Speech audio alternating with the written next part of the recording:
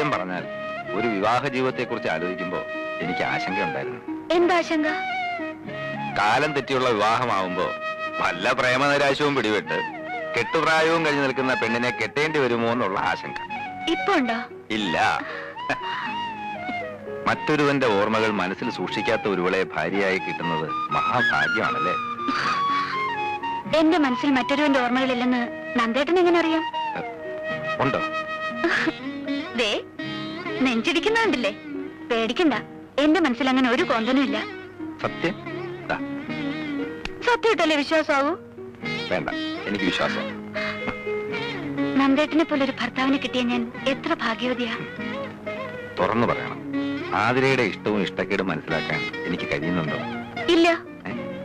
കല്യാണം കഴിഞ്ഞിട്ട് മാസം 3 ആയില്ലേ? എന്നെ ഇതുവരെ നന്ദേട്ടൻ കോടതിയിലൊന്ന് കൊണ്ടുപോയോ? അഡ്വക്കേറ്റ് നന്ദകുമാർ കോടതിയിൽ ഷൈൻ ചെയ്യുന്ന കാണാൻ അദ്ദേഹത്തിന്റെ ഭാര്യയ്ക്ക് കൊതി കാണില്ലേ? അത്രേ ഉള്ളൂ. നല്ലൊരു കേസ് വരട്ടെ, അപ്പൊ കൊണ്ടുപോവാം. അപ്പൊ ഇപ്പൊ വക്കീലിന് കേസൊന്നും ഇല്ലേ? അയ്യോ, ഇപ്പൊ ഉള്ളത് മോഷണം, പിടിച്ചുപറി, അതിർത്തി തർക്കം, ഇതൊക്കെയാ. ഗായത്രി മേനോൻ കൊലക്കേസിന്റെ വാദം തുടങ്ങട്ടെ, അപ്പൊ കൊണ്ടുപോവാം. മണി 12. തൽക്കാലം കേസ് കിട്ടഴിക്കണ്ട, ബെഡ്റൂം അതിനുള്ളതല്ല കേട്ടാ.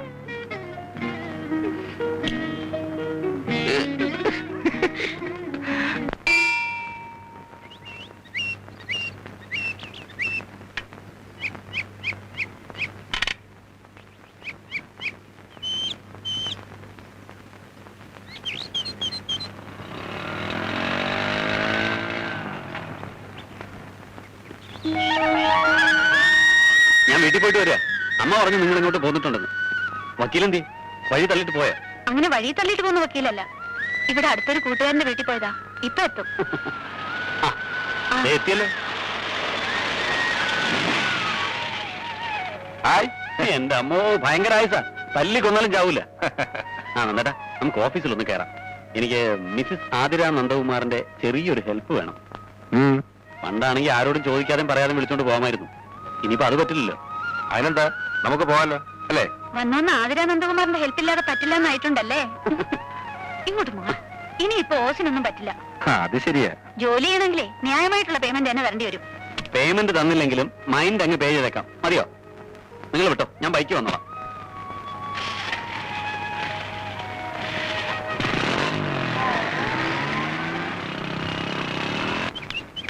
ഇത്ര ധൃതി വെച്ച് എങ്ങോട്ടാ? മരിക്കാൻ. കോടതിയിലോട്ട്, അല്ല പിന്നെ എന്നെ എന്റെ ഓഫീസിൽ ഇറക്കി വിട്ടിട്ടല്ലേ ഉണ്ണിയേട്ടൻ പിന്നെ പോകുന്നത്? ആ പതിവ് ഞാൻ നിർത്തി. നിർത്താൻ എന്താ സർക്കാരിന്റെ ആനുകൂല്യമാണോ?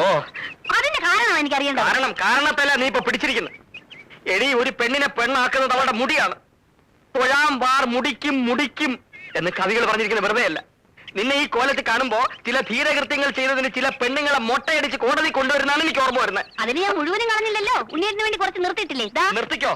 പരിപോകുമ്പോ ഞാൻ മൂടോടെ വെട്ടിയെടുത്തോളാം. അതും കൂടി വടിച്ചിറക്കിട്ട് ഏതെങ്കിലും ആശ്രമത്തിൽ പോയി ഇരിക്കടി. പുണ്യം കിട്ടില്ലെങ്കിലും കാശ് കിട്ടും, ഉറപ്പാ. മിണ്ടി പോരുത്. എന്റെ കണ്ണുമറ്റത്തു പോ. മുടിഞ്ഞവളെ, മുടി കളഞ്ഞവളെ. മുടി കൊടുത്ത പ്രാന്ത് തോന്നാൻ ഇയാൾ എന്തോന്ന് വെളുത്ത ആദിവാസിയാ. സാർ, ചന്ദ്രബാനുവിന്റെ ഫോൺ ഉണ്ടായിരുന്നു. എന്താ? സാറിന്റെ വൈഫിന് പെട്ടെന്ന് എന്തോ സുഖമില്ലാണ്ട് ഹോസ്പിറ്റലിൽ അഡ്മിറ്റ് ചെയ്തു.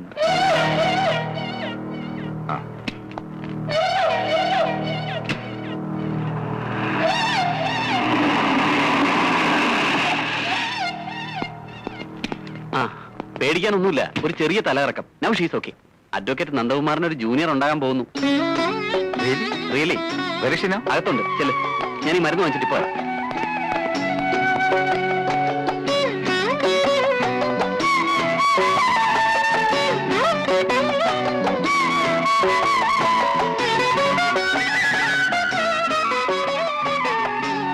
ഉറക്കമാണോ? ഏയ്,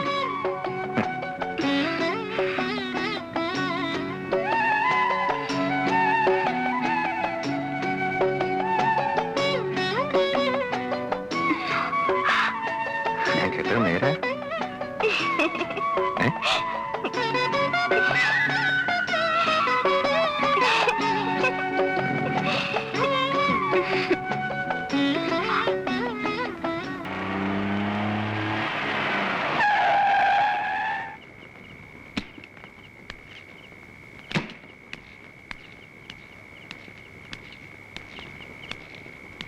മോൻ അറിയോ ഈ അങ്കിളിനെ?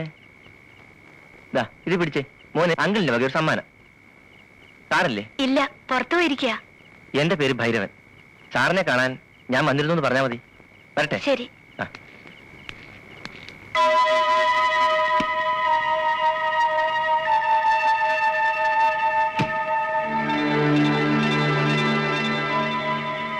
സാറിങ്ങനെ ടെൻഷൻ അടിക്കേണ്ട കാര്യമൊന്നുമില്ല.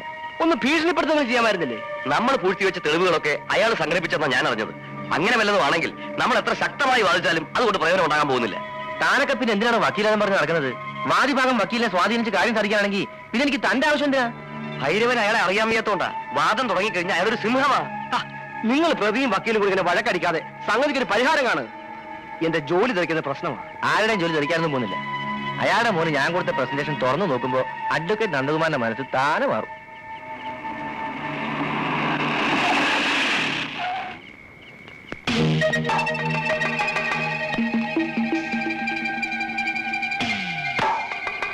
കെട്ടുകണക്കിന് നോട്ട് കാണുമ്പോ മനസ്സു മാറുന്ന പബ്ലിക് പ്രോസിക്യൂട്ടേഴ്സ് ഉണ്ടാകാം. പക്ഷേ നന്ദകുമാറിന്റെ മനസ്സ് മാറുമെന്ന് ഭൈരവ മുതലാളി സ്വപ്നം കാണണ്ട. അന്വേഷണോദ്യോഗസ്ഥനും പ്രതിയും പ്രതിഭാഗം വക്കീലും ഒരുമിച്ചിരുന്നൊരു മദ്യപാൻ. കൊള്ളാം. ഹലോ, ഈ സൗഹൃദം കോടതിയിലും കാണിക്കണം കേട്ടോ. ഓക്കെ.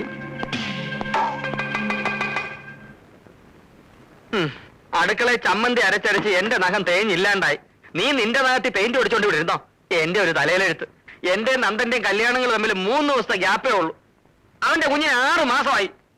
ഇനി 6 മാസം കഴിയുമ്പോ ആ കൊച്ചിന് 1 വയസ്സാവും. അതൊരു വലിയ കാര്യമൊന്നുമല്ല.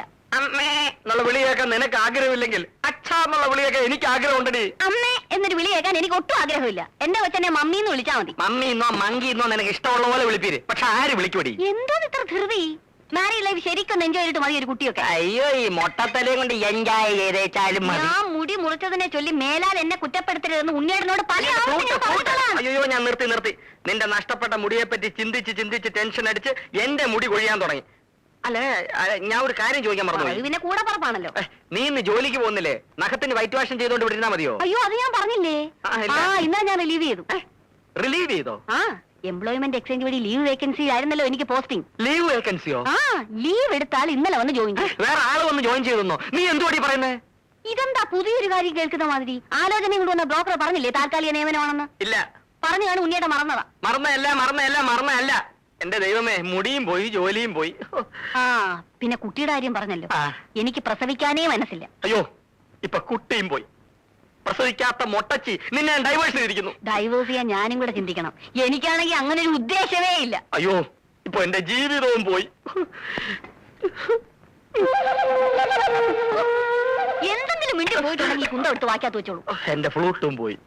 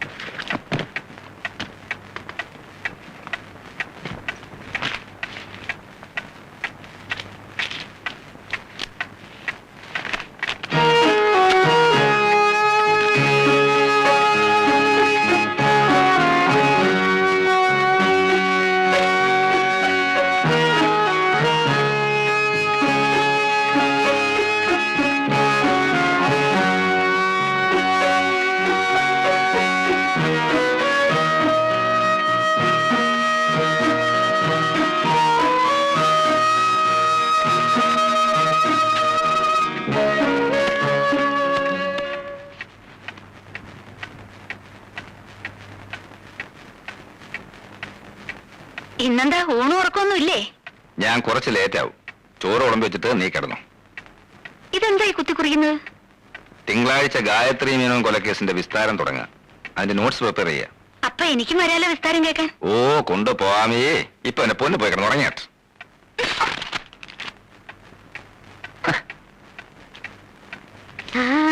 ഇത് കണ്ട അതെ. കൊണ്ടുവന്നല്ല മോൻ ഉറക്കം വരുന്നുണ്ട്. അവന് പാല് കൊടുത്തിട്ട് കിടത്തി ഉറക്കം. കൊച്ചുവക്കിൽ ഏത് നേരം ഉറക്കേ ഉള്ളൂ. കുംഭകർണൻ ഉറങ്ങേണ്ട പ്രായമല്ലേ ഇത്? ഉറക്കത്തിലാ കുഞ്ഞുങ്ങൾ വളരുന്നത്. കൊണ്ട് കിടത്ത. നമുക്കേ പാല് കുടിച്ചേച്ച് ഉറങ്ങാം.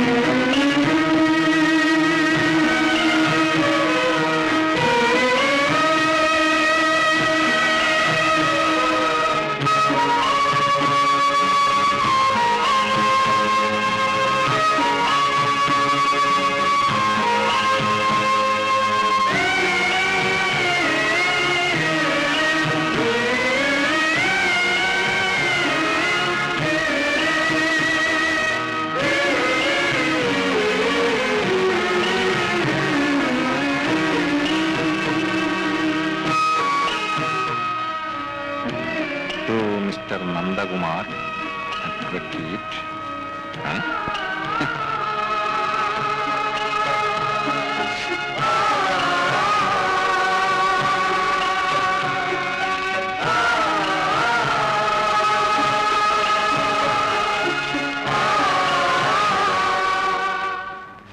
അഡ്വക്കേറ്റ് നന്ദകുമാർ അറിയുന്നതിന് നിങ്ങൾ വിവാഹം ചെയ്യാൻ ഉദ്ദേശിച്ച ആതിരയാണ് ഈ കത്തെഴുതുന്നത്. ഞാനൊരാളെ സ്നേഹിക്കുന്നു. ഓർമ്മ വെച്ച നാൾ മുതൽ തുടങ്ങിയ ബന്ധമാണ്. മനസ്സുകൊണ്ടും ശരീരം കൊണ്ടും ഒന്നായി കഴിഞ്ഞവരാണ് ഞങ്ങൾ. ഞങ്ങളുടെ ബന്ധത്തിന് രണ്ടു കൂട്ടരുടെയും വീട്ടുകാർക്ക് എതിർപ്പാണ്.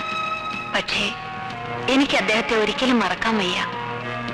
സമൂഹത്തിൽ നിലയും വിലയുമുള്ള നിങ്ങളെ വഞ്ചിക്കാനാവാത്തത് കൊണ്ടാണ് ഞാൻ എല്ലാം തുറന്നെഴുതുന്നത്.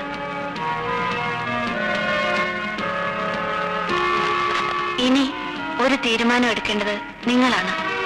ഈ ആലോചനയിൽ നിന്ന് നിങ്ങൾ പിന്മാറുകയാണെങ്കിൽ അത് ഞാൻ എഴുതിയ ഈ കത്തിന്റെ പേരിലാണെന്ന് ദയവായി എന്റെ അച്ഛനെ അറിയിക്കരുത്. നിങ്ങൾക്ക് നന്മകൾ നേർന്നുകൊണ്ട് ആതിര.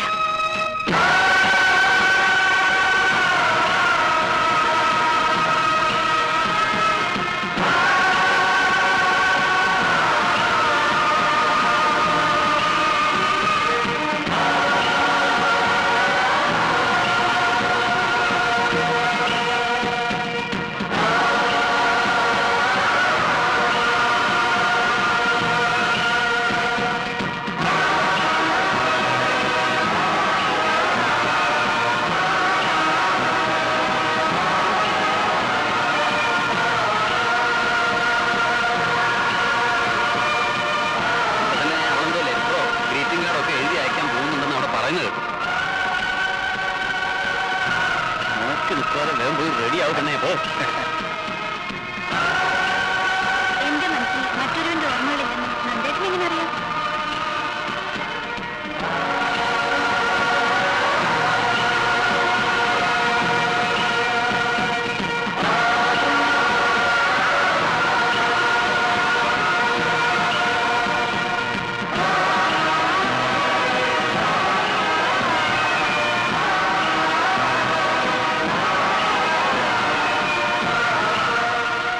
നന്ദേട്ടനെ ഞാൻ എത്ര വിളിച്ചു? ഇവിടെ വന്നിരിക്കുകയാണോ? ഗായത്രി മേനോൻ കേസ് അത്രയ്ക്ക് കോംപ്ലിക്കേറ്റഡ് ആണോ? ഞാൻ എന്തെങ്കിലും ലോ പോയിന്റ് പറഞ്ഞിരുന്നോ?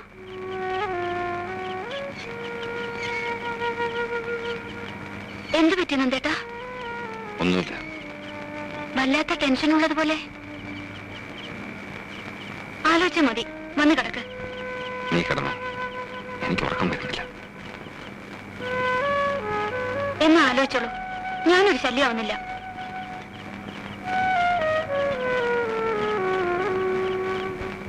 കേസ് തലേ കയറിയ പിന്നെ അവൻ അങ്ങനെ എന്ത് ചെയ്യാനാ? കൂടുതലൊന്നും പറയാതെ മോളിങ്ങി പോന്നത് നന്നായി. കുത്തി കുത്തി ചോദിച്ചാൽ കടിച്ചു കയറി തിന്നാൻ വരും. ഇതിനു മുമ്പ് ഇങ്ങനെ കണ്ടിട്ടേ ഇല്ലല്ലോ.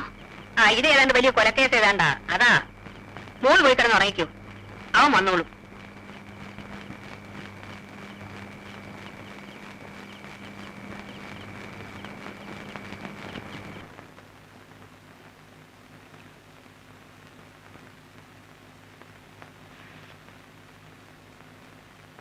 നന്ദേട്ടാ,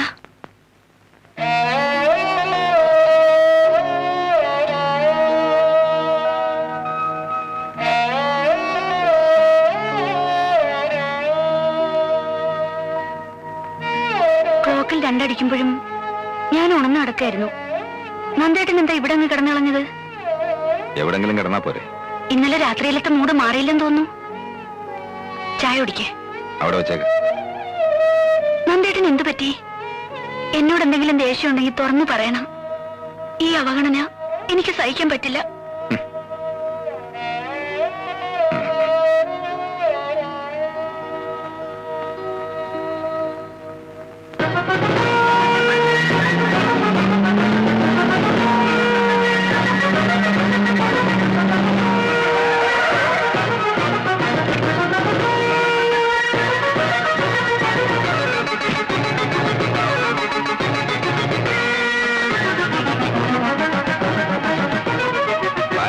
ഇല്ലല്ലോ, എറണാകുളത്ത് പോയിരിക്കുക. എപ്പോ വരും? നാളെ വരും.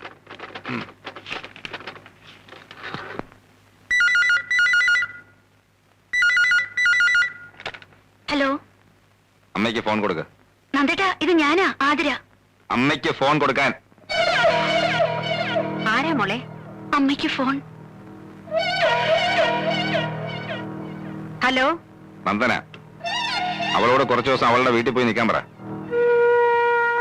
ഞാൻ വിളിച്ചിട്ട് വന്നാ മതി. നീ എന്ത് ഭ്രാന്തായി പറയുന്നത്? എന്താ കാര്യം? അമ്മ ഞാൻ പറഞ്ഞത് കേട്ടാ മതി. എന്താ അമ്മേ? നിങ്ങൾ തമ്മിൽ എന്തെങ്കിലും സംസാരം ഉണ്ടായോ? ഇല്ല. അവന്റെ മനസ്സിൽ എന്തോ ഉണ്ട്. നന്ദേട്ടൻ എന്താ അമ്മേ പറഞ്ഞത്? നീ കുറച്ചു ദിവസം നിന്റെ വീട്ടിൽ പോയി നിൽക്കാൻ. അവൻ വിളിച്ചിട്ട് നീ ഇങ്ങോട്ട് വന്നാ മതിയെന്ന്.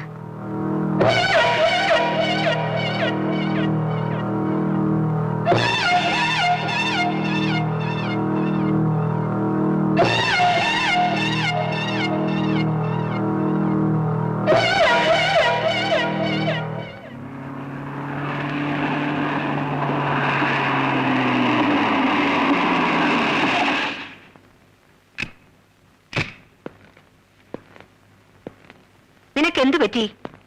അവള് പോയില്ലേ? ഇല്ല. കാര്യമറിയാതെ അവളെ പറഞ്ഞു വിടുന്നത് ശരിയല്ലെന്ന് എനിക്ക് തോന്നി. ഒരു രാത്രി കൊണ്ട് ഇവിടെ എന്താ ഉണ്ടായേ? അമ്മ അത് അറിയണ്ട. അമ്മയ്ക്കറിയണം. വീട്ടിൽ പറഞ്ഞു വിടാൻ മാത്രം എന്ത് തെറ്റാ അവള് ചെയ്തത്? അവള് ചീത്തയമ്മേ.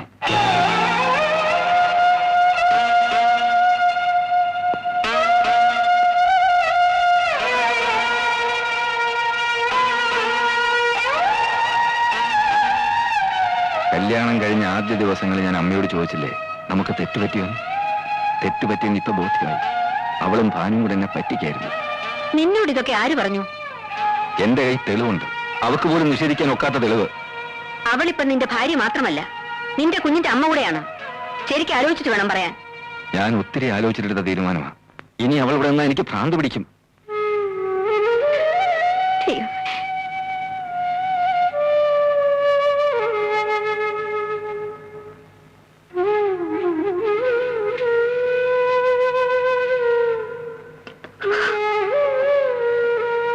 പറഞ്ഞതൊക്കെ കേട്ടില്ലേ?